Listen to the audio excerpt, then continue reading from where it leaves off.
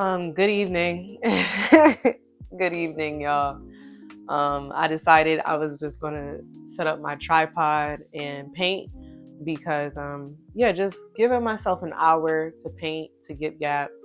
I have been doom scrolling, I have been doom YouTubing, which I feel like is a thing for me. And so to pull myself out of that loop, and I was also watching Monica Hernandez, which is a YouTuber who I really, really like. And she's an artist and was talking about how she didn't feel like painting, but was still devoting herself to her practice that day and how she just really wanted to go to bed. And I really want to go to bed. But I know if I get in that bed, I'm going to go back to Instagram. So I'm just going to paint instead and paint myself to sleep, just like how babies cry themselves to sleep. A lot has been on my mind today. Today was a very interesting, I would say I had an interesting morning. Thinking about my art, thinking about my life and my dreams. Yeah, I wrote this journal entry this morning. First off, I was high off of 2 puffs. And I think that is just an extraordinary high. I believe everybody should take 2 puffs.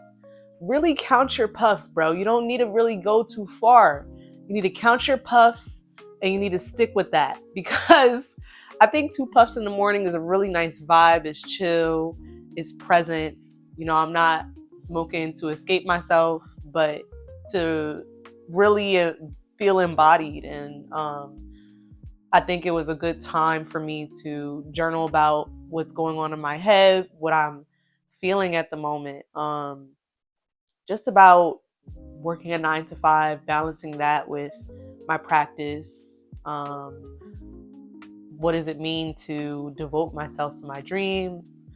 All that hoopla. So first I wanted to get into the journal entry I did and then get a little bit into the painting. And I'm going to give myself an hour. It is currently 11:30. I'm going to give myself till 12:30 to just devote myself to yip yapping and expressing myself. Yeah, so first let's start with the journal entry.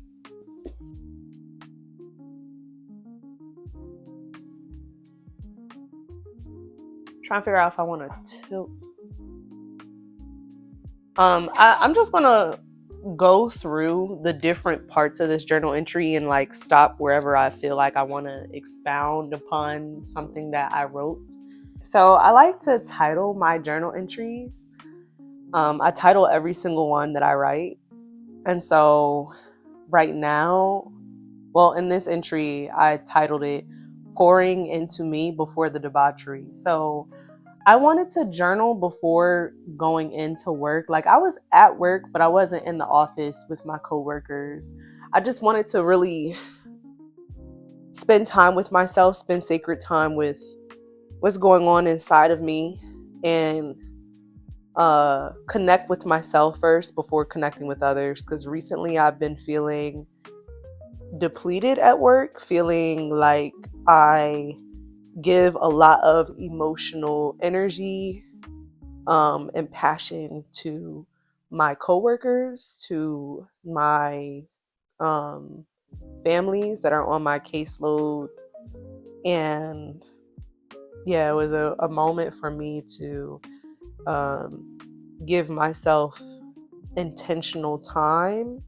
I started off with saying, if I didn't see the value and meaning to this part of my life, I won't have an appreciation for where I'm headed. These past couple of days, comparison has eaten me up, and right now, I find it difficult to write with this pen because that pen was stiff as fuck. But yes, I've been a victim to my own thoughts recently, and I have attached myself to negative thought loops. I've been feeling the weight of adulthood, 9 to 5, and responsibilities, taking away, or I would say, dimming the light of my natural born childlike wonder. This morning, I thought about myself in 2021 and prior when life felt like a spiritual, transcendental, childlike dream, heavily in my spiritual bag, feeling at one with my soul. And I think like adulthood, working in social work, working a 9 to 5 can have a way of stripping you from your everyday. And then I put in parentheses, I don't know, because I forgot in that moment. But from daydreaming, resting, everyday pleasures. Now more than ever, I realize that my hobbies, what I do to pour into my spirit, is a devotion that must be a priority. I also respect the ebb and flow of things. But also, like, anything in my reality can be a spiritual encounter. From people, places, and things, all the nouns. Lately, I've been feeling out what it means to feel rich with low physical income.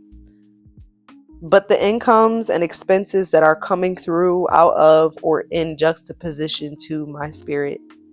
In my world, I don't want to get trapped into the demystification of life where everything becomes so realistic that I lose touch with imagination, like choosing logic over feeling. And I think about my artwork and wonder if I am or if there is a world where realism isn't as much of a priority as the world says it is. How do I balance the real with the dream? And how do I integrate the dream into the real in my everyday? This is something, these thoughts, what? These thoughts okay, sometimes I just be writing and there's just writing, just vibes. No grammar, no punctuation, no what the fuck does that even spell? So that was a moment. These thoughts are things that can be accessed when my spirit is in rest and not psychological, spiritual, or capitalistic warfare. That's why moving out, building community is so fucking imperative, because it's important to be around like-minded creative visionaries and liberation focused people. My community is for the most part. I'm thinking about my girlfriend and how maybe my presence in her life has been a spiritual encounter to confront those things about herself. I will never know exactly how, but I know that living in unison with my spirit as a human being and existing from God's purpose within me is what will encourage others to do the same. Hashtag local hood watch. Hashtag feed your hood. Ah! We gotta make that into like some sort of merch. Like feed your hood. Fuck. You know how the niggas be like on TikTok, they be like, ah! Exactly. And dreams and nightmares in the back. Like, don't play. Like, hold up, let's clap for that. Let's clap for that and let's snap for that. Feed your hood, dreams and nightmares, Philadelphia, blackness. Like all that spiritual energy intertwined into dreams and nightmares. Let's talk about the spiritual intricacies of dreams and nightmares. Yeah, let's just start from the top, because there's a lot of things, there's a lot of juiciness in this entry that I really, really love. And yeah, we're just going to take it thought by thought and paint as we go. So the first part that I said was, if I didn't see the value and meaning to this part of my life, I won't have an appreciation for where I am headed.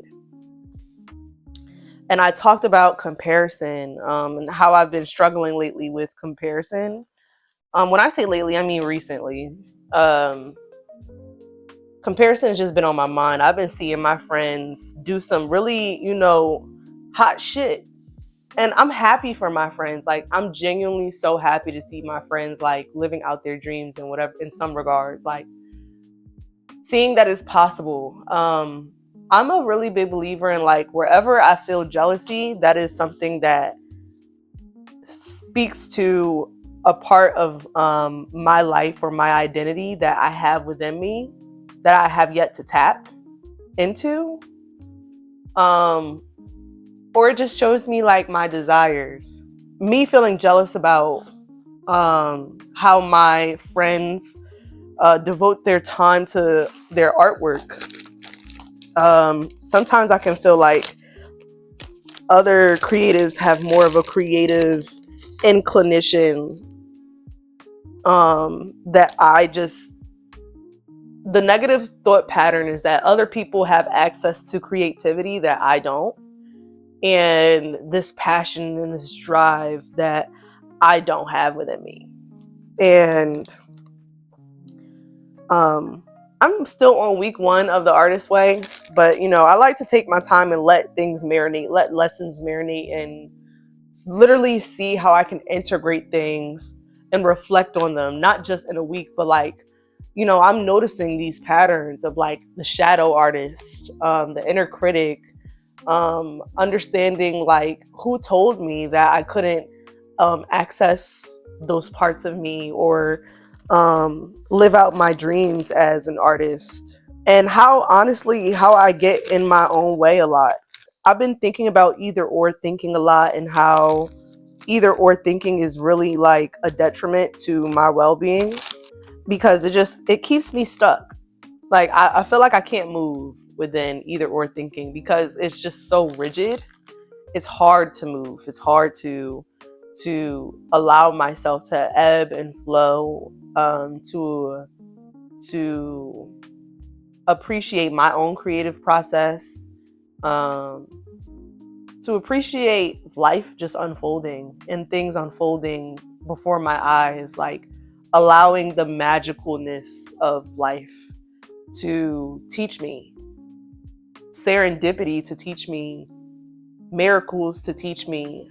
And I also think it's made me pressed on timelines, on getting things right and analyzing, like being more in my analytical brain that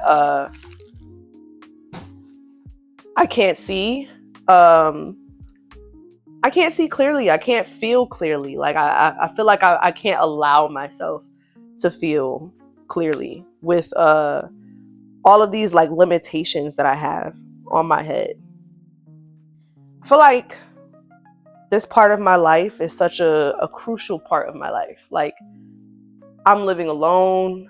I'm living alone. I'm really living out all of the things that little Bria has prayed about when she was younger. And I often say to myself, like, this is the point at which I prayed for. Anything else beyond that, I kind of was just like, I don't know. And so now that I'm here, again, with this either or thinking, it's a lot of like, well, what's next? Not being able to slow down enough to appreciate where I am. I do have moments. Absolutely, I have moments. Honestly, I have a lot of moments. I'm not going to not give myself credit for, what I've been through to get to this point. But I definitely have moments where I look around my apartment and realize, like, yo, this shit is really mine. Like, this shit is mine. Yes, it's a studio, but I'm proud of my studio, because just the meaning of me having my own place is enough for me. Like, honestly, that's the thing. It's just like allowing what's in this moment, what's in my reality right now, to just be enough for me, and know that I have yet to meet all the people who will know me in the future. I have yet to encounter a lot of the achievements that I'll have in my life. I have yet to encounter a lot of the downfalls that I'll have in my life, like all the things. But right here, right now, like, this is all I have. And it just kind of feels like all the shit that I prayed for, it would be a waste if I did not sit here and, like, actively appreciate how we got here, how we got this far, because it was not easy. So that's what I meant when I said, if I didn't see the value and meaning to this part of my life, I won't have an appreciation for where I am headed. Like, working this 9 to 5 is so... I understand why niggas become entrepreneurs. I understand it more now than ever. Before, I used to say, like, to myself and to my dad, because my dad was very much like, be your own boss. Be your own boss. You never want anybody telling you what to do. And I really was in my, like, bag at that time where my dad was telling me those things, because I'm just like, Dad, you're saying that, like, and it's like, some people, like, are very much, their 9 to 5 is enough. Like, the 9 to 5 is enough for them. And at the time, I'm like, what if that really is enough for me? Like, what if that's enough for me? What if I don't want to, like, hustle and bustle in the same way? Because I think people really underestimate the hustle and bustle that goes into entrepreneurship and running your own business. Like, that is a really big ass time commitment, and it's a lot of uncertainty that goes into doing so. Working this 9 to 5 now, and knowing that, like, it's social work, so it's not totally aligned with the things that I want to do in my life, but it definitely is a stepping stone in the direction that I want to go, as far as psychology, and maybe one day going to grad school. But these are very much humble beginnings, y'all. These are the humblest of the roots. Me and my best friend often say to each other that we're in our "we got y'all" era, and only people who have watched Insecure really understand that reference. But we certainly are in our "we got y'all" era, dealing with, obviously, bosses who tell you what to do, the unfairness of nonprofits. Listen, and they've been warning me. I've been in nonprofit worlds for a really long time. I've been in nonprofits since college, like doing internships and shit. And I remember the people that I was with, like doing my internship under, would always tell us about how nonprofits are literally the grimiest, scummiest. It's adjacent to corporate America and working in corporate.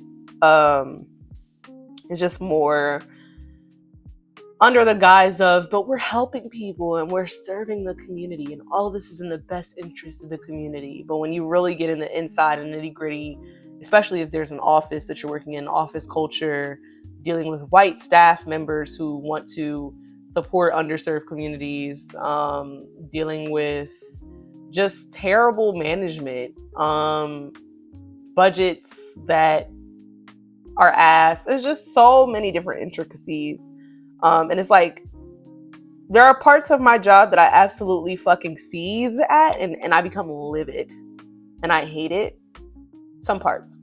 But then there's also moments where, again, I feel like I pull myself out of that either or thinking in order to see the big picture and understand, like, yo, this is a moment that is shaping me. Like, I am actively being shaped. I am being molded into the woman that I always have wanted to be, and that I'm becoming. Like, and it's something that, like I said, all I planned for when I was a young bull was to get to this moment. So I don't know. I don't have as many expectations of myself, but I do know that I just want to live a life that really does feel good to me, and that I can savor. Like, I'm not trying to escape the life that I'm building, and I feel like that is even more crucial in moments like these where I don't have everything that I want. Like, it's important for me to sit and appreciate, like, how far I've come, and that this is just as crucial as part of the story as whenever I reach that outcome, or whenever that miracle happens, whenever all this preparation that is going on right now, all this molding that's going on right now, meets the opportunity for me to flourish and to be recognized, to be seen. all of that is crucial in my now, in my everyday steps, in my daily habits. It's nothing I take for granted, you know. It's nothing I take for granted. Surely shit be irritating the hell out of me, but I feel like it's important that I sometimes just step outside of myself in my own head to see the bigger picture of why it is valuable for me to honestly have gratitude, a reason to have gratitude for right now. Yeah, it's so easy to like get stuck into like chasing and chasing what you feel like your life should be, that you get lost in the shoulds and you can't even realize the beauty that's going on right in front of your face. Yeah, and I feel like too, like coming from Philly, forgetting where you come from, niggas will literally shame you if you forget where you come from if you're from Philly. Like, and that's why Meek Mill is where he is. We started this shit off with Dreams and Nightmares, but Meek Mill is not the nigga that he was when he was like first coming up. Like, niggas, you know, if you're not really like doing much for your hood or your community, if you can't really realize like, yo, like if I'm put on, if I get to the point where I am living out my dreams, like what can I bring back to the community? What can I bring back to those that poured into me as I grew up, as I, you know, had this dream that was not yet fulfilled. So yeah, I can go on and on, obviously, about that specific part of my entry, but I do want to move forward, but I do want to paint a little bit more. So it's going to be quiet for a little bit.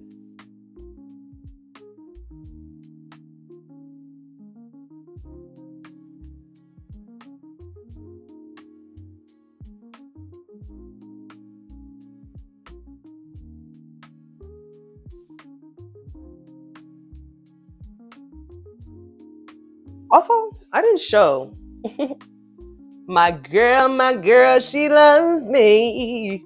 Ooh. She know I'm on her mind even when we don't speak. This is my painting. Right now, I am currently working on those green flowers you see on the upper left or right corner. I don't know how this video will flip when I'm done with it, but yeah. I love her. I love her so bad. I love my painting so much. It took me a while to love her. And I think every artist can relate to that feeling. I said I've been feeling the weight of adulthood, 9 to 5, and responsibilities taking away, or I would say dimming the light of my natural born childlike wonder. This morning I thought about myself in 2021 and prior, when life felt like a spiritual, transcendental, childlike dream. Heavily in my spiritual bag, feeling at one with my soul, and I think like adulthood, working in social work, working a 9 to 5 can have a way of stripping you from your everyday daydreaming, resting, and everyday pleasures. Yeah, y'all. I think like life after post grad really did humble me, and I really do feel like post grad adjustments. Honestly, for me, I feel like it takes a year fully to like adjust to life after graduation. It's a different experience. I think every college, you know, person who graduates from college can maybe relate to the feeling of like feeling so passionate about, hopefully feeling so passionate about the area of study that they've graduated from, and wanting to integrate that passion into the work that they do. And I think I'm never going to be like, you know, oh wait till you graduate because the world is hard.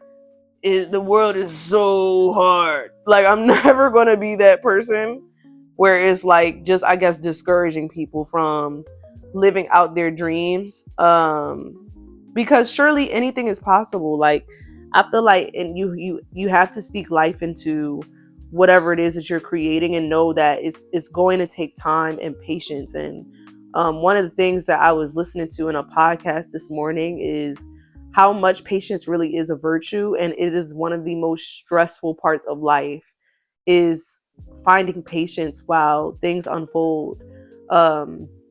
And you don't have it all together, and it isn't as routine as things were when you were in school. You don't have deadlines to meet, but you feel like you have deadlines to meet in your own respect, in your own regards, personal deadlines that you put on yourself, pressure that you put on yourself to perform the same way that you did when you were in school. And I feel like as time has gotten further away from when I graduated last year, I feel like I have a different relationship with performance and scaling my worth based off of what I produce, because I do think that college is traumatizing. I do think that there are areas of college that are very much chew you up and spit you out, and preparing you to participate in a capitalistic world. And that's why I think it's really important that people take gap years, that people allow themselves space and time to breathe. And sure, yeah, that gap year is great to like get real world experience, but also to learn about who you are and learn about what you really do enjoy, what you really honestly spend your time and energy on, without other people telling you how you should do it. Like, you don't have homework, you don't have deadlines to meet. Like, you really just have the things that are important to you. And now more than ever, it's going to be so much more apparent. Do you have hobbies? Do you have passions? Like, do you have anything that exists outside of this like structured, this is what I'm supposed to be doing? Because if you don't, like, it's easy to get sucked into the world of 9 to 5, to just getting into the idea of like, just straight into paying bills and straight into starting my life, starting this American dream, American idea of what, life looks like. You get married, you get the kids, and just this structured way of being.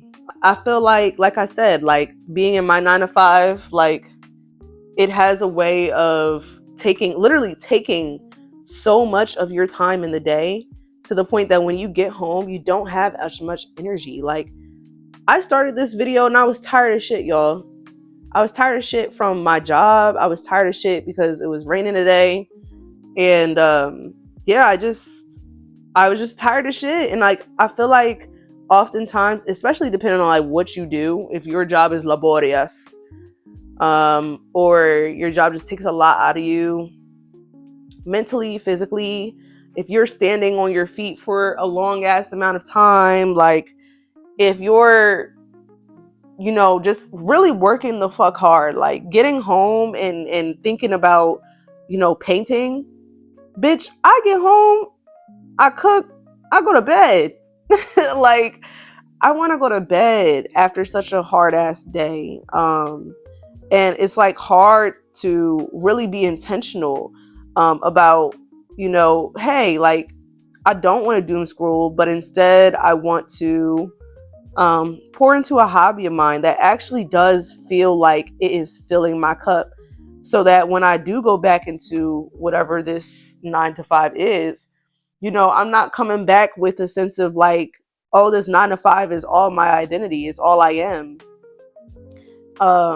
I think it's easy to get lost in the sauce of like I said, capitalism, bills, that you forget who you are outside of that shit. You forget what really lights you up, what animates you, what gives you life, outside of just showing up in ways that are based in survival. You have to get out of survival when you clock out, guys. And I mean that. And I say that to me too. Like, I have to get out of survival when I clock out. I can't just stay in that and then also numb myself into sleep. Like, I can't do that to myself. That's not an act of self-love. And it's just harmful to me to act like I don't give a fuck about myself while also being in a job that acts like it doesn't give a fuck about me. Like, the least I can do, bitch, is pick up the paintbrush. The least I can do is go to the gym. The least I can do is cook myself a meal that's actually like nourishing to my body, rather than heating up some fucking ramen. Like, it's the little things. It really is the little things that, you go to a job that maybe, you're easily replaceable at, but you come home and like you can never replace the things that you're doing to pour into yourself, to your body, that nourish you. Like, those things stick with you. Those are your safety plans. Like, um me and my friend have been saying and thinking about, is just like, what is your safety plan when things get rough? um yeah, I never want to forget the things that bring me true, genuine joy. Like, having good relationships, having intimate relationships, people who really do see you and see you intimately, um and allowing yourself to be with yourself intimately. Like, all that is valuable, so fucking valuable. I grew up with parents who numbed themselves when they got back home. I grew up with parents who maybe drank themselves into literally clocking in the next day, um, numb themselves with TV, like escape themselves, rather than actually having like nourishing practices that made them feel good inside before they returned back to whatever their reality was that they hated, while being at work. So I really think that's important. Like, I was about to mix my paintbrush into my drinking water, girl. Let's take a sip. I'll be at work and daydreaming, thinking about what I would do with my time if all the time was mine. Like, for me to create, how I think the best days that I have are the weekends, when I can just do what the fuck I want. Like, there's no rush to get up. There's no rush to see somebody. If I want to make a commitment, I made a commitment out of my own sense of pleasure and um, intention to do a certain activity or see a certain friend. All those things are done with intention, and not obligation. And that's the kind of life that I feel like I really want for myself. That's a life that I am affirming I am um, creating for myself, and working towards. Like, I don't know how. Like, I don't know. I've never really grown up around entrepreneurs. I never saw people, owning their own business. I know my cousin does. My cousin, he knows Rihanna and shit. I was just telling my coworkers about that, how my cousin is kind of plugged in. But yeah, he has his own hot sauce business. And yeah, I never really grew up around it. So working for myself and creating a life of flexibility and leisure in that way, like, it honestly scares the shit out of me because of me not ever seeing it before. But I think if I had mentorship and people who've done it to help guide me along the way, this is the thing with adulthood. It's like, you need to seek those things out. Like, that shit is not going to fall in your lap or be readily accessible to you the same way it is when you're in school.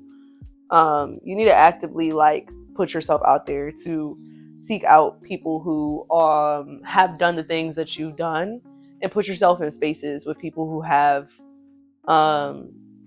are leading the lives that you want to lead yourself. Yeah, don't get lost in the sauce. Don't get lost in the ghettos of adulthood, that you lose that childlike wonder, that you lose touch with your spirit, that you lose touch with daydreaming, with resting. Like, allow yourself to fall into that and to give yourself a break. Give yourself a break from thinking logically, from always being on, and really tune in to yourself. Connect with yourself when you're off from work, and connect with the things that really do matter most to you. Like, otherwise, it's just, you're going to be running on empty, and you're no good to anybody if you're doing that. I realized that my hobbies What I do to pour into my spirit is a devotion that must be a priority. Lately, I've been thinking about the difference between devotion and discipline, because I have a hard time with the harshness that I feel when I think of discipline. I know discipline is self-love, but I'm a really big word girl. Like I love words, and I love when words be worded in a way that feels good to me. And I know that for me, devotion, saying the word devotion feels so much better than discipline, because I feel like with devotion, there's intention behind it. There's something that you're feeding. There's something that you're serving with devotion.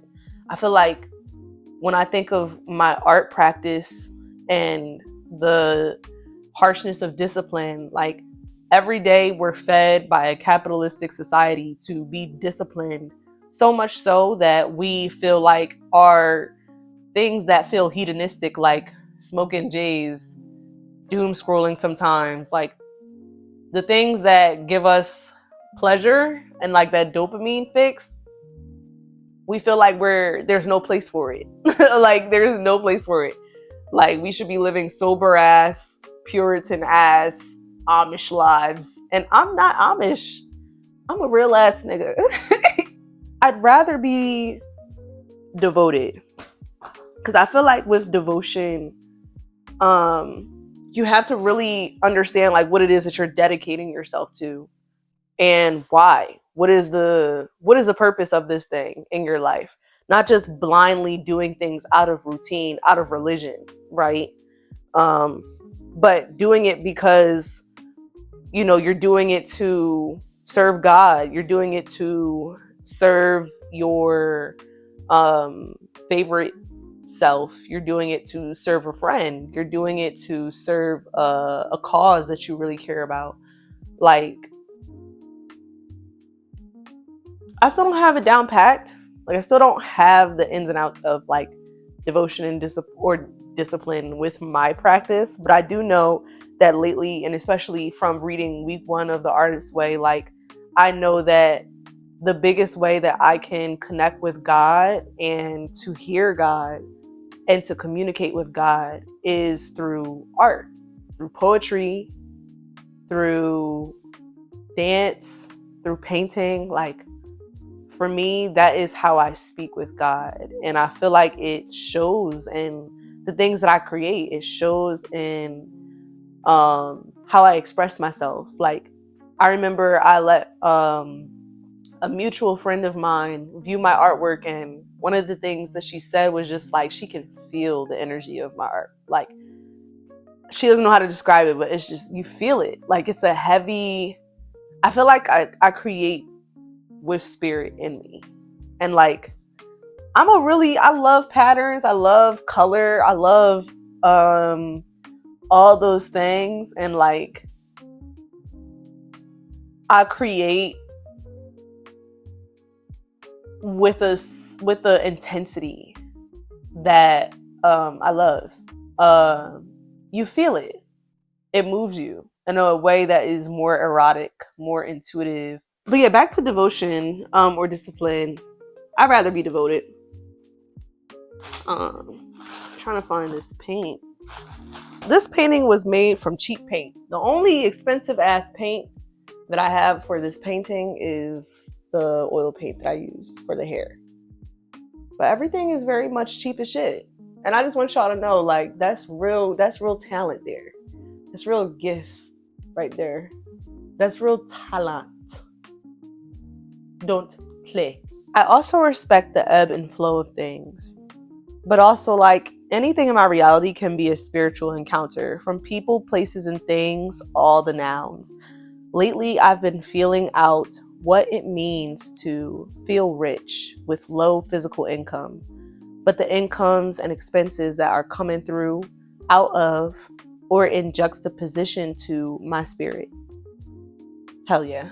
Yeah, like, what makes me feel rich in my life? I feel like having my own apartment makes me feel rich. Even if it's a studio, bitch, I'm cool. I'm rich as fuck. When I wake up, have my slow mornings, a slow morning makes me feel rich. Where I'm not rushed to hurry up and get the fuck to work. I feel like that makes me feel rich. A good meal, a good home cooked meal makes me feel rich. Spending time with community that actually loves me, that actually sees me, makes me feel safe, and pushes me to be to fulfill my potential and to live out my dreams. A loved girlfriend or being loved by my girlfriend makes me feel rich. Like how she loves me, how she supports me, how she just connecting with her, doing life with her, and knowing a love like ours makes me feel rich. A good hug makes me feel rich. Pouring into my body, like taking care of my body, whether that means going to the gym or doing some yogas, definitely makes me feel rich. So many things make me feel rich. And I think when I think of like my energy as currency and the time I spend as currency as well, like those are the ways in which I can access those rich parts of me. Or the richness in my life that is necessary. Because again, like getting stuck in the 9 to 5 loop and all that shit, bro, it's like red pill, blue pill, bro. And I never saw the Matrix, but I'm gonna use that analogy because I feel like those who have can probably like y'all see what I'm saying. But like, yeah, like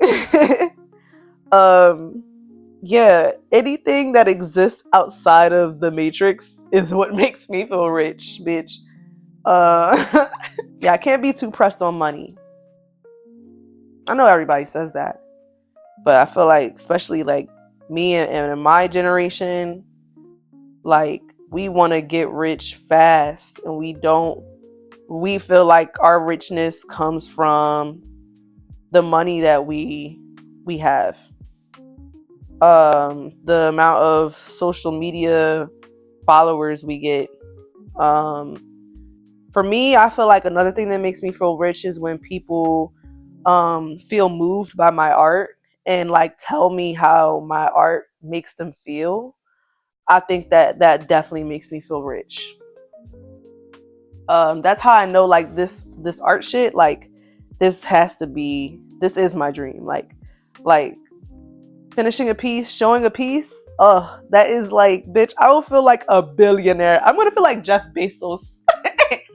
I will feel like fucking every fucking white man that is Steve Jobs, the guy Bill Gates. I'm gonna feel like every white man when my stuff shows, and it's like it could be on the smallest scale, but just to know that I did that, like stuff like that makes me feel rich. Like traveling makes me feel rich. All those things make me feel rich. And I feel like, again, yeah, with the spiritual encounters portion, like everything very much can be a spiritual encounter. I'm a big believer that God speaks through people and experiences that I'll have on earth. Like especially this part of like God speaks through people. Like I feel like that is the biggest way that you can connect with God, is by nurturing your relationships and allowing yourself to be seen by people that you love. And that's really hard to do. It's really hard to expose yourself, even at the risk of getting hurt, or failing when you really poured yourself into a project that you wanted to receive more appreciation and recognition from others. All those things I definitely think can cause anybody to feel I forget what I was talking about. How the fuck I forget what I was talking about in the midst of me talking about it is insane. I don't know. But yeah, I definitely think that like I used to be that way when I was younger, just like everything being a sign, like I said, and tapped into a little bit with the journal entries, like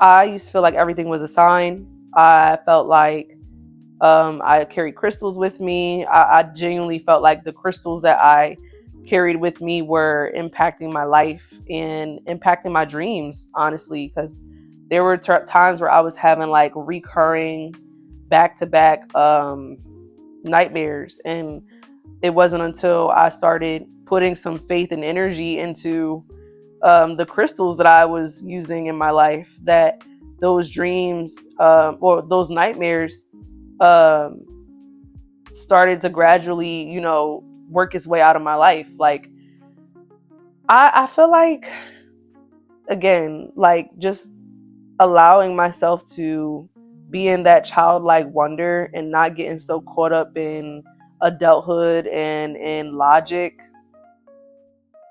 is super important to access the spiritual side of me, is by um,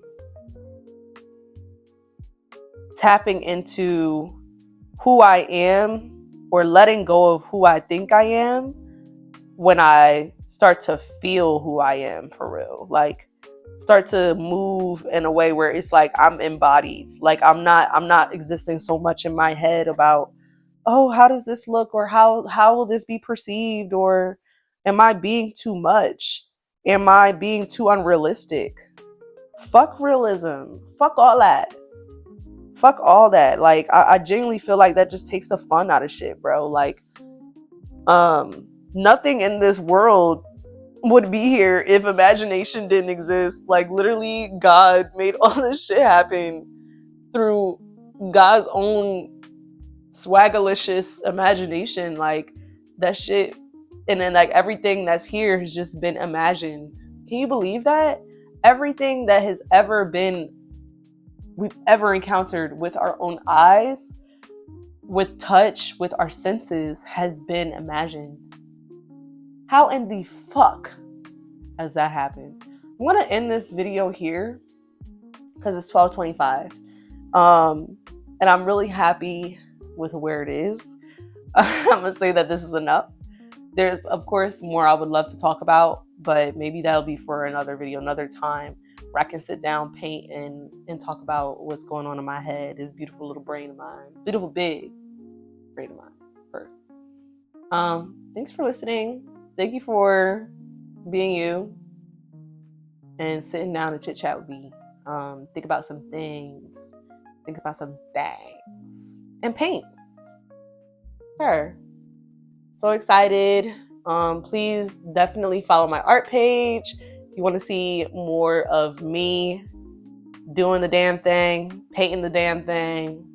Yeah, on my art page. And yeah, I'll talk to you guys soon. Whenever that is. Bye, girl.